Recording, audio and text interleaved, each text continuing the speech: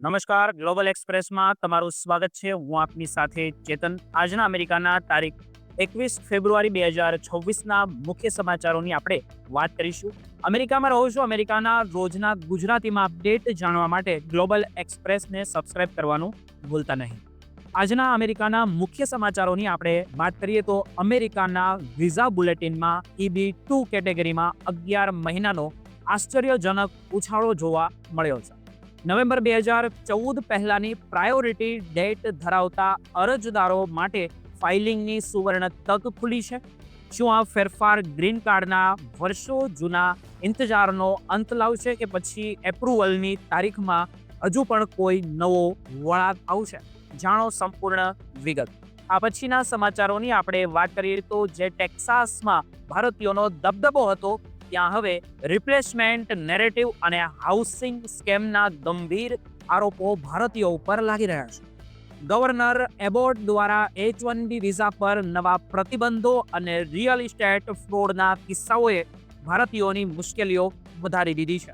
શું અમેરિકામાં આ આધુનિક શહેરોમાં ભારતીય પ્રોફેશનલ સુરક્ષિત છે કે નહીં? જાણો આ વિસ્ફોટક સ્થિતિ પાછળનું સત્ય શું છે. આ પછીના સમાચારોની આપણે વાત કરીએ તો એક નવા રિપોર્ટ મુજબ 55% ભારતીય અમેરિકનોએ ડોનાલ્ડ ટ્રમ્પની ભારત સાથેની નીતિઓ પર અસંતોષ વ્યક્ત કર્યો છે. ઇમિગ્રેશનના કડક નિયમો અને વિઝા કેમ્પસને કારણે આ પ્રભાવશાળી સમુદાયમાં ભારે રોષ જોવા મળી રહ્યો છે. આ જાગૃતિ આવનારી ચૂંટણીઓ અને બંને દેશના ભવિષ્ય પર કેવી અસર પડશે, જુઓ આ ખાસ અહેવાલ. આ બધા જ સમાચારોની આપણે વિગતે ચર્ચા કરીએ. આપ જોતા રહો ગ્લોબલ એક્સપ્રેસ.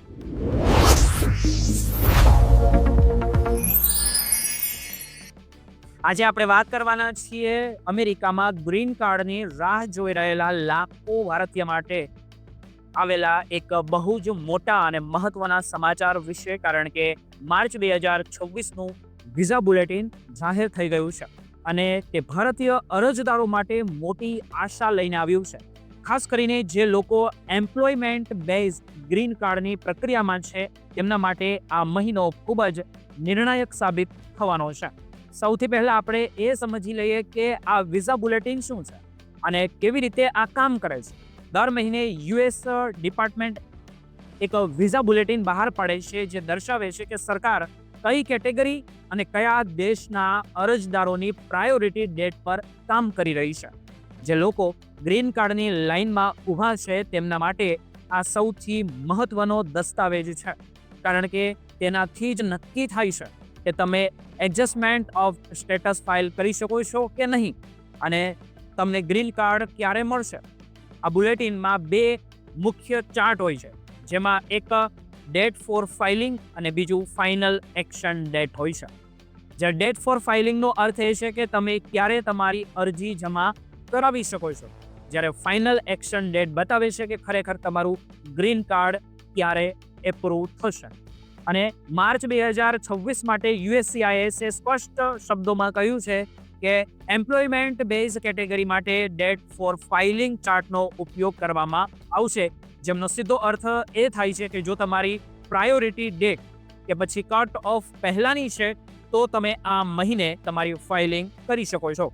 હવે આપણે વાત કરીએ કે આ મહિનાના સીધા મોટા સમાચારની જે EB2 ઇન્ડિયા કેટેગરી માટે છે, જેમાં ડેટ ફોર ફાઇલિંગમાં 1 નવેમ્બર 2014 સુધીનો 11 મહિનાનો મોટો ઉછાળો જોવા મળ્યો છે. આનો ફાયદો એવા તમામ લોકોને મળશે જેમની પ્રાયોરિટી ડેટ નવેમ્બર 2014 પહેલાંની છે, જેઓ અત્યાર સુધી ફાઇલિંગ કરી શકતા નહોતા. જો કે યાદ રાખજો કે આ ફક્ત ફાઇલિંગની તક છે. એપ્રુવલની તારીખ અલગ તમારી હોઈ શકે છે, કારણ કે ફાઇલિંગ એક્શન ડેટ મુજબ EB2 ઇન્ડિયા હજુ પણ 15 સપ્ટેમ્બર 2013 પર જ અટકેલી છે. આમનો મતલબ એ છે કે જે લોકોની તારીખ 2013 પહેલાંની છે તેમને ગ્રીન કાર્ડ મળશે, પણ જે લોકો 2014ની લાઇનમાં છે તેઓ ફાઇલિંગ કરી શકશે કે નહીં તે હજી જોવું રહ્યું. ED અને એડવાન્સ પેરોલ જેવા ફાયદાઓ ચોક્કસ મેળવી શકશે. એવી જ રીતે EB1 ઇન્ડિયા માટે પણ રાહતના સમાચાર છે, કારણ કે તેમાં 4 મહિનાનો વધારો થયો છે અને ડેટ ફોર ફાઇલિંગ 1 ડિસેમ્બર 2023 સુધી પહોંચી ગઈ છે. આનાથી ખાસ કરીને મલ્ટીનેશનલ મેનેજર્સ અને અસાધારણ ક્ષમતા ધરાવતા પ્રોફેશનલ્સને મોટી રાહત મળશે. બીજી તરફ EB3 કેટેગરીમાં સ્થિતિ થોડી સ્થિર છે, જ્યાં ડેટ ફોર ફાઇલિંગ 15 ઓગસ્ટ 2014 પર છે અને ફાઇનલ એક્શન ડેટ 15 નવેમ્બર 2013 પર છે. જે લોકો EB2માંથી EB3માં જે ડાઉનગ્રેડ કરવાનું વિચારી રહ્યા છે તેમણે બહુ વિચારીને નિર્ણય લેવો જોઈએ.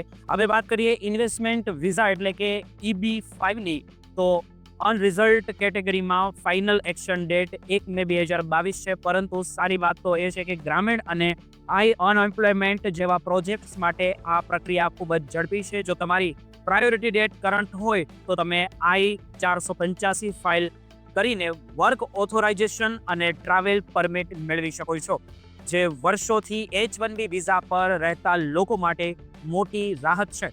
તમારી પ્રાયોરિટી ડેટ સારી રીતે ગણવી જોઈએ અને તમામ દસ્તાવેજો તૈયાર રાખવા જોઈએ. ખાસ કરીને મેડિકલ એક્ઝામ સમયસર કરાવી લેવી, અને જો નોકરી બદલી હોય તો પ્રોબેબિલિટી નિયમોનું ધ્યાન રાખવું, અને વિઝા બુલેટિન ગમે ત્યારે પાછળ પણ જઈ શકે છે, એટલે તક મળે ત્યારે મોડું ન કરવું જોઈએ. સોશિયલ મીડિયાની અફવાઓ પર વિશ્વાસ કરવાને બદલે હંમેશા જે ઓફિશિયલ વેબસાઇટ ચેક કરતા રહો. આશા છે કે માર્ચ મહિનાનું આ વિઝા બુલેટિન અપડેટ તમને ગમ્યું હશે.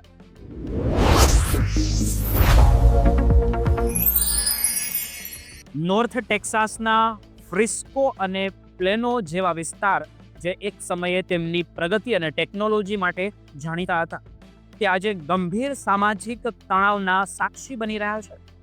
વર્ષ 2024થી 2026ના ગાળામાં આ વિસ્તારની વસ્તીમાં જે પરિવર્તન આવ્યું છે તેણે સ્થાનિક રાજકારણમાં મોટો ઉભરો લાવ્યો છે. ફ્રિસ્કો શહેર જે 1990માં માત્ર 6,000ની વસ્તી ધરાવતું હતું, તે આજે 2,30,000ની વસ્તી વટાવી ગયું છે, અને તેમાં સૌથી મોટો હિસ્સો ભારતીય મૂળના લોકોનો છે. આજે ફ્રિસ્કોની દર 3 વ્યક્તિએ એક વ્યક્તિ એશિયન અમેરિકન છે, જે અંદાજે 1.5 લાખથી વધુ ભારતીયો અહીં વસવાટ કરે છે.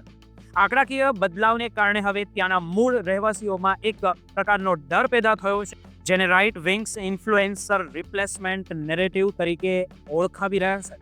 એટલે કે તેઓ એવું માને છે કે ભારતીયો આવીને તેમની ખેતીલાયક જમીનો અને સંસ્કૃતિઓને છીનવી રહ્યા છે.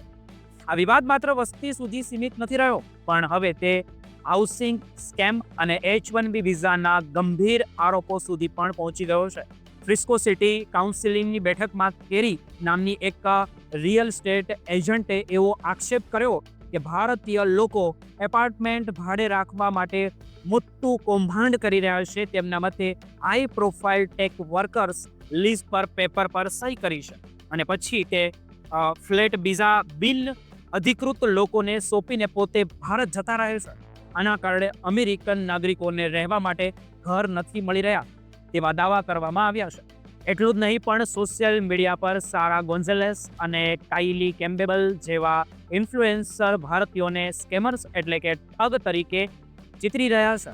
આ મામલો એટલો આગળ વધી ગયો છે કે ટેક્સાસના એટર્ની જનરલ દ્વારા ઉત્તર ટેક્સાસની એક ટેક કંપની સામે તપાસના આદેશ પણ આપવામાં આવ્યા છે, જેમાં આક્ષેપ છે કે આ કંપનીઓ ખોટી રીતે વિઝા મેળવીને સસ્તા મજૂરો લાવી રહી છે, જે ટેક્સાસના લોકોની નોકરીઓ છીનવી શકે છે. ગવર્નર ગ્રેગ એબોર્ટોએ તો તારીખ 27 જાન્યુઆરી 2024ના રોજ એક મોટો નિર્ણય લઈને તમામ સરકારી સંસ્થાઓ અને યુનિવર્સિટીમાં નવા H1B વિઝા પર પ્રતિબંધ મૂકી દીધો છે, જેમના કારણે એજ્યુકેશન અને મેડિકલ સેક્ટરમાં મોટો ફટકો પડવાની ભીતિ દેખાઈ રહી છે.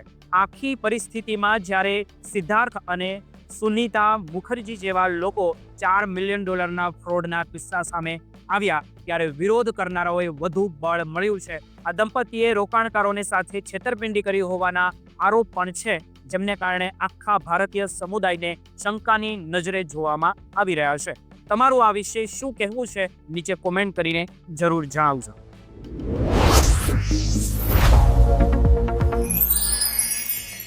આજે આપણે એક એવા વિષય પર ચર્ચા કરવા જઈ રહ્યા છીએ જે માત્ર અમેરિકા જ નહીં પરંતુ ભારત માટે પણ અત્યંત મહત્વનો છે, અને અમેરિકામાં રહેતા NRI માટે તો ખાસ. અમેરિકામાં રહેતા ભારતીય મૂળના લોકો એટલે કે ઇન્ડિયન અમેરિકન્સના વલણમાં હાલમાં એક બહુ મોટો અને દિલચસ્પ બદલાવ જોવા મળ્યો છે. આ બદલાવે સ્પષ્ટ કહી દીધું છે કે વિદેશ નીતિ અને સ્થાનિક મુદ્દાઓ પર ઇમિગ્રેટ્સ કોમ્યુનિટીનો જે દૃષ્ટિકોણ છે તે હવે પહેલા જેવો નથી રહ્યો. તાજેતરમાં સામે આવેલી એક સર્વે રિપોર્ટમાં એવો ચોંકાવનારો ખુલાસો થયો કે લગભગ 55% ભારતીય અમેરિકનો વર્તમાનમાં જે ડોનાલ્ડ ટ્રમ્પની ભારત સાથેની જોડાયેલી નીતિઓને જે ડિસએપ્રુવલ કરે છે, એટલે કે તેને સ્વીકારતા પણ નથી. આજે આપણે આ આર્ટિકલમાં જોઈએ તો વિગતવાર સમજીશું કે સર્વે શું કહ્યું છે અને કયા એવા મુદ્દાઓ છે જે મુખ્ય મુદ્દા ગણી શકાય જે ભારતીય અમેરિકનોને સીધી અસર કરી રહ્યા છે, જે અમેરિકામાં રહે છે, અને તેની ભારત અને અમેરિકાના સંબંધો પર શું અસર હોઈ શકે છે. સૌથી પહેલા એ સમજવું જરૂરી છે કે આ સર્વેનો ડેટા કેમ આટલો મહત્વનો છે. ભારતીય અમેરિકનો આજે અમેરિકાની સૌથી મોટી ઇમિગ્રેટ્સ કોમ્યુનિટી પૈકીના એક ગણી શકાય, જેમની સંખ્યા કરોડોમાં છે અને જેમનો આર્થિક, સાંસ્કૃતિક તેમજ રાજકીય પ્રભાવ સતત વધી રહ્યો છે. જ્યારે આટલી મોટી સંખ્યામાં લોકો કોઈ ચોક્કસ નેતૃત્વની નીતિઓને નકારે છે ત્યારે તે માત્ર એક અભિપ્રાય તરીકે નહીં પણ એક ગહન સામાજિક અને રાજકીય પરિવર્તનનો સંકેત છે. આ અસંમતિ પાછળ ઘણા કારણો હોઈ શકે, જેમાં વેપાર સંબંધો અને ઇમિગ્રેશન સુધારો, વિદેશ નીતિ અને અન્ય દ્વિપક્ષી મુદ્દાઓ શામેલ છે. ખાસ કરીને ઇમિગ્રેશનના નિયમોમાં આવેલા ફેરફારોની મોટી અસર આ સમુદાય પર પડી રહી છે. H-1B વિઝા, ગ્રીન કાર્ડનો બેકલોગ અને ઓપીટી અને એમ્પ્લોયમેન્ટ બેઝ ઇમિગ્રેશન જેવા વિષયો ભારતીય અમેરિકનો માટે હંમેશા ચિંતાનો વિષય જ બની રહ્યા છે. જ્યારે ઇમિગ્રેશનના નિયમો કડક બને છે અથવા તો તેમાં વિલંબ થાય છે ત્યારે આ સમુદાયમાં હતાશા વધી જાય છે. ખાસ કરીને જ્યારે નીતિઓમાં સમાનતા અને ન્યાયનો જે અભાવ દેખાય ત્યારે અસંતોષ વધતો સ્વાભાવિક છે. આ ઉપરાંત ભારત અને અમેરિકાના સંબંધોના વ્યાપક સંદર્ભમાં પણ જોવામાં આવે તો વેપાર, સંરક્ષણ અને રાજદ્વારી જોડાણો સાથે જોડાયેલી કેટલીક નીતિઓથી ભારત અમેરિકાને લાગે છે કે તેમની આર્થિક તકો સાંસ્કૃતિક જોડાણ પર નકારાત્મક અસર પાડી રહી છે. અમેરિકાના રાજકીય માહોલમાં ભારતીય અમેરિકનો હવે પહેલા કરતાં વધુ જાગૃત થયા હોય તેવું આપણે બધા જોઈ રહ્યા છે. તેઓ એક સ્થિર, અનુમાનિત અને સંતુલન વિદેશ નીતિ ઈચ્છે છે.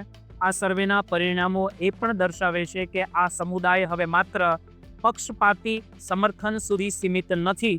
તેઓ નીતિઓને તર્કના આધારે પણ જુએ છે. ટ્રમ્પ પ્રશાસન દરમિયાન વિઝા, કેમ્પસ લોટરીના નિયમો અને ફેમિલી બેઝ ઇમિગ્રેશનમાં વિલંબ અને વર્કફોર્સ રેગ્યુલેશન જેવા ઘણા ક્ષેત્રોમાં ફેરફાર થયા છે, જે ભારતીય અમેરિકન સમુદાયના રોજિંદા જીવન અને લાંબા ગાળાના આયોજનને અસર કરી રહ્યા છે. તેથી આ સમુદાયે પોતાની આકાંક્ષાઓ મુજબ અવાજ ઉઠાવવાનું શરૂ કર્યું છે. લોકશાહીના દરેક નાગરિકને પોતાની રાય વ્યક્ત કરવાનો અધિકાર છે અને આ સર્વેથી શીખવા જેવી બાબત એ છે કે કોઈ પણ નીતિગત ફેરફારને માત્ર સોશિયલ મીડિયાની હેડલાઇનથી જ જજ ન કરવો જોઈએ, પરંતુ સત્તાવાર દસ્તાવેજો અને સરકારી રેકોર્ડ્સને વિગતવાર વાંચવા જોઈએ. ખાસ કરીને જ્યારે વિઝા કે ગ્રીન કાર્ડની પ્રક્રિયા ચાલતી હોય ત્યારે નિષ્ણાંતોની સલાહ લેવી વધુ હિતાવહ ગણાય છે, કારણ કે ઇમિગ્રેશન નીતિઓની અસર માત્ર નોકરી સુધી સીમિત નથી પણ તે નાગરિકતા અને પરિવારના ભવિષ્ય સુધી ફેલાયેલી હોય છે.